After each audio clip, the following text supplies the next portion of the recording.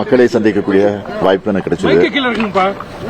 அதனால மக்கள் இந்த திராவிட மாடல் ஆட்சிக்கு எந்த அளவுக்கு ஆதரவு தராங்கிறது நீலகிரி மாவட்டத்தில் இருக்கிற மக்கள் மட்டும் இல்ல, இங்க சுற்றுலா பயணிகளாக வரக்கூடிய மக்களும் அந்த எழுச்சியை அந்த ஆதரவை வெளிப்படுத்தினப்போ ரொம்ப மகிழ்ச்சியா இருந்தது. மலர் கண்காட்சி எப்படி இருந்துச்சு சார் இந்த வருஷம்? ஏன்னா 2வது முறையா நீங்க கொஞ்சம் தொடங்கி வச்சிருக்கீங்க.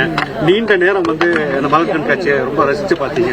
அரேஞ்ச்மெண்ட்ஸ் எல்லாம் எப்படி இருந்துச்சு சார்? எப்படி நீண்ட நேரம் பார்த்தங்கிறதுனால சிறப்பா இருந்ததுன்னு அர்த்தம். ரொம்ப சிறப்பா இருந்தது. எதிர்பார்த்தோட நல்லா இருந்துச்சு. குடியரசுத் தலைவர் உச்சநீதிமன்றத்தில் கேள்வி கேட்டிருக்காரு, விளக்கம் கேட்டிருக்காங்களா? சார் நேத்தே நீங்க அறிக்கை வெளியிட்டாச்சா?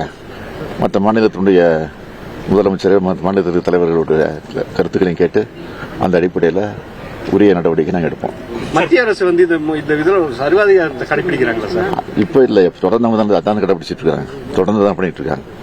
சார் ப. சிதம்பரம் இந்தியா கூட்டணி வீக்கா இருக்குன்னு சொல்லி என்னங்க ப. சிதம்பரம் அது அவருடைய கருத்து.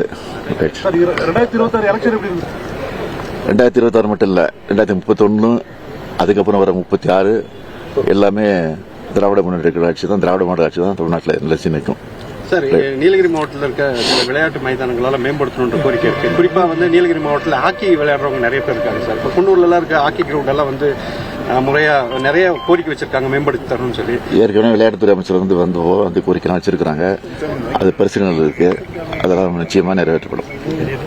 இன்னொரு பயணம் மிக சிறப்பா இருந்துச்சு, எழுச்சியா இருந்தது. பிளே ஸ்டோர் மற்றும் ஆப் ஸ்டோரில் இருந்து பாலிமர் செயலியை QR கோடு மூலம் பதிவிறக்கம் செய்யுங்கள். செய்திகளை உடனுக்குடன் பெறுங்கள்.